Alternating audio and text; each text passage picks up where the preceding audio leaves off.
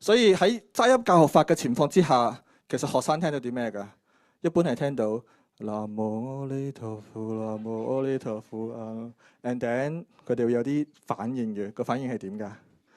南無阿彌陀佛，我們的天父，願你的名受顯揚，即係講耶穌啦，同埋念經啦嚇，感覺就係佢哋嘅反應一般就係、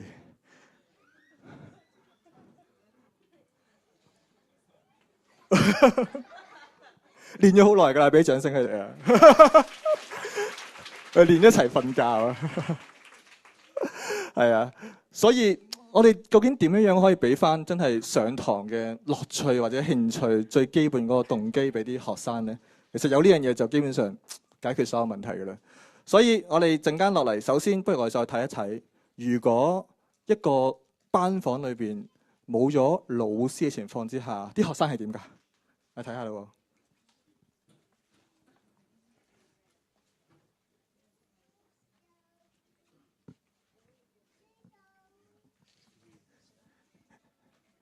唔出聲嘅啲學生玩起上嚟，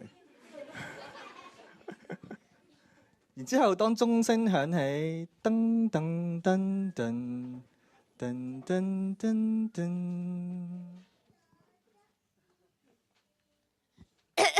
Would you please be quiet？ 你哋都靜啲啊！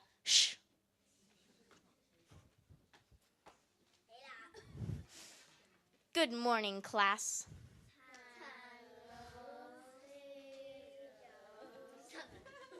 Sit down. Today, before we learn anything new, I will see if you have learnt your lesson from last time. Can anybody tell me what is 1 plus 1?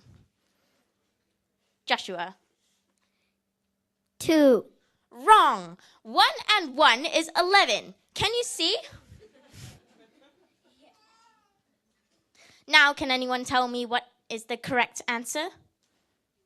Marie. 11. 都錯啊. Anyone with common sense knows that 1 plus 1 equals to 2. If you have one finger and another finger, that is 2 fingers. 2, you see? 你都話係11喎。No contradicting your teacher. Extra homework.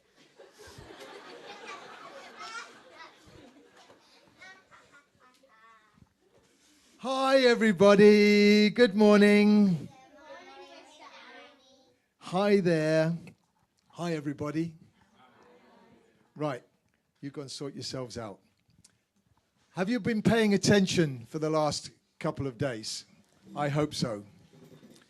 Do you know about the little boy came home from school and his mother said to him, "What did you learn at school today?" And he said, "Not enough, I've got to go back tomorrow." During the last 2 days of this conference, even though I've been helping my wife with the planning, I have been so impressed with our speakers.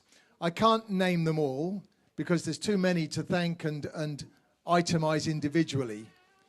But I have been enormously impressed with the quality of their talk, the knowledge they display, and the information that they have conveyed to all of us, not just to you, the audience, but certainly to us on the committee.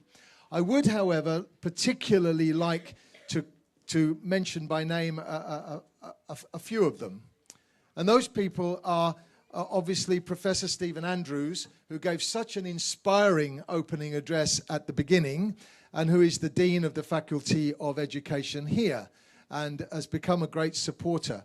I was very moved by his explanation, and I'd like to, once again, he's not here at the moment, but to thank him again.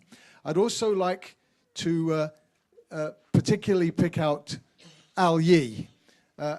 Professor Albert Yi has become a friend of ours, and he's very important to us because he was the first expert who agreed to come to our conference and talk. And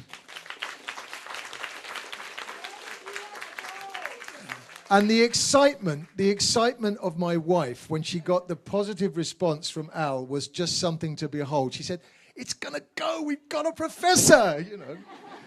So it was super.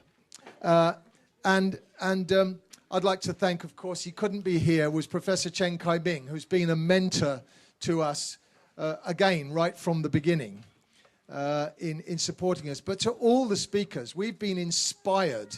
We've been laughing. We have been awed and amazed by the information they have presented to us.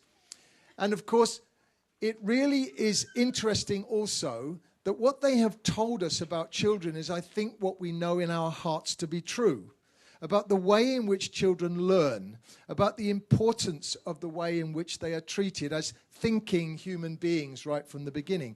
Their amazing capacity to do things with or without our help.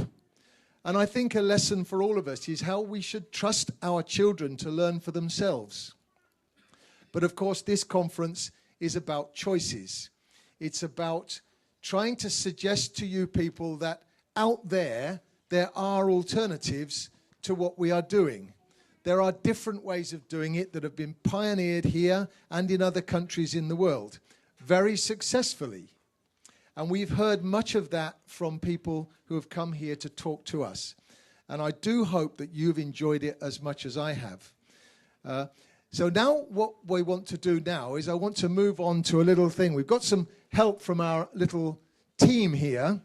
You'll notice that the mock classroom has changed shape a little bit. We don't have too many props, but the idea is that it's meant to now look a little bit more relaxed. And I'm just going to go and talk to the children for a moment, and you'll see what comes from this. Okay? Hi. Hello. How are you doing? Very good. And what are you doing? Pre-algebra on Khan Academy. Pre-algebra on Khan Academy. Can you put the Khan shot up? And how are you getting on with it? Not very well. Not very well. Oh dear. Xian, didn't you do this last year? Yes. Would you mind helping out Marie with this and see if you can help explain it to her? Thanks. That's a screenshot from the Khan Academy that I'll talk about in a moment that young Marie here is working on. And Josh is hiding down here on the floor. Okay, he's down here. If you can't see him, there is a little boy down here, okay? Josh, what are you doing? Math. You're doing maths. You having fun? Yeah. Good, great. Have you got a music lesson later? Yeah, thank you. You have, great. Well, you carry on with that for now. Good. And who have we got here? Hi there. This is Air. Hi. Hi. And what are you doing? An IT project. An IT project. You're working together with Abby, are you? How are you doing, Abby? Good. How are you getting on with it? Okay. Yes. Great. Would you rather be doing something else? Yes. And what would that be? X. Say again. Gymnastics. Gymnastics. Go on then.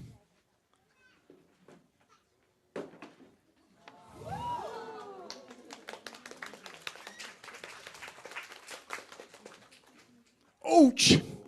Hey guys, shall we have a gymnastic lesson? Come on, let's see if we can copy Abby. Come on then. Oh! Ouch! Thanks very much. A round of applause for Abby.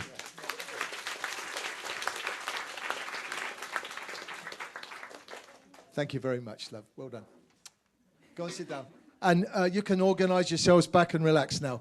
Now, what was the point of that? You'll notice that this mock classroom, boys and girls, different ages, different lessons. There's an IT project, maths, and pre-math, and whatever Xian was doing, it's been interrupted so she could help. By the way, when in class one child talks to another, it's called talking in class. In the adult world, it's collaboration. In fact, when you look at what they're doing, you know, have you heard about when the teacher said to a child, Johnny, you can't sleep in my class? And the child replies, no, but if you spoke a little bit more quietly, I could. What I want to mention now is there a solution to this? We've heard about the fact that children are diverse. Children learn at different speeds, have different interests, different attention spans. They are different even though they're all children. is there a solution? Is there a way in which we can allow for that diversity in a classroom? I mean, after all, not everybody can homeschool. You can't have the choice of taking your child out of school and going at home. Most people don't have that option. And most of us don't have the money to spend on picking a private school somewhere in the world that meets our aspirations. So could the state schooling system provide a solution? Well, I'm going to suggest one that comes a very long way towards it. Who here, hands up if you've heard of Khan Academy? Okay, good. We've got lots of people who've heard of it. Those of you who have not, please go to the internet, look up Khan Academy, and just read about it. And what you should also do, who here, hands up if you've heard of TED, T-E-D? Good. Most people again. Salman Khan gave a talk on TED, which not only explains his academy and its history, but also his philosophy of education, which is something that my family also support. He's an American guy, and for those of you who don't know him, he was a geek, you know. He was a very smart guy working in investment research, a very smart guy. And his cousin, who was younger, asked for some help with the schoolwork. So he started doing videos and sending them to his cousin online. And what Salman Khan discovered was that actually his cousin preferred the video Khan to the real Khan. And he thought, well, he was a bit hurt at first, but then he realized why this was. See, the real Khan, same as me, you can't stop the real Khan and replay him. You can't pause the real Khan and go back to the real Khan later. You can't do that, all right? The video Khan, on the other hand, you can do all of those things. And if you misheard what they said, you can stop it, rewind it, and play it again. So that's why the video Khan, as far as lessons was concerned, became more popular with his cousin. So based on that, and based on support from his friends, who thought it was great, he started creating videos and lessons for online learning. And those videos and lessons, there are now more than 1,000 lesson videos and tens of thousands of pages of online learning in most school subjects. And when my daughter, Nancy, stand up. When Nancy gets stuck with her mathematics course, which she's doing a traditional correspondence course, she no longer tries asking me to explain because she knows I'm an idiot, okay? What she does is she goes to Khan Academy and she replays that piece of material. And it goes more. What Salman Khan also recommends is what he calls the flipped classroom. Now, what is a flipped classroom? Because the video Khan was more popular than the real Khan, and that would apply to any teacher. You can't stop the teacher very often anyway in class and rewind them and replay them. Some students would like to erase them, actually, but they're not allowed to do that, okay? So what does he recommend with the flipped classroom? And it's being tested in schools now in America. What they do is they use Khan Academy videos, which are assigned as homework, as gongfu, right? They watch those videos, which they find much more entertaining than trying to memorize some of their schoolwork for examinations. And then they come back to school, and the homework assignment is done in the classroom with the teacher helping.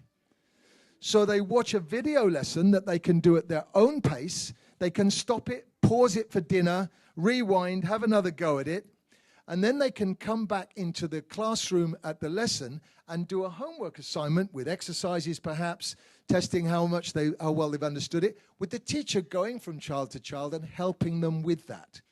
And he thinks, and I tend to agree with him, that there's a great deal to be said for that.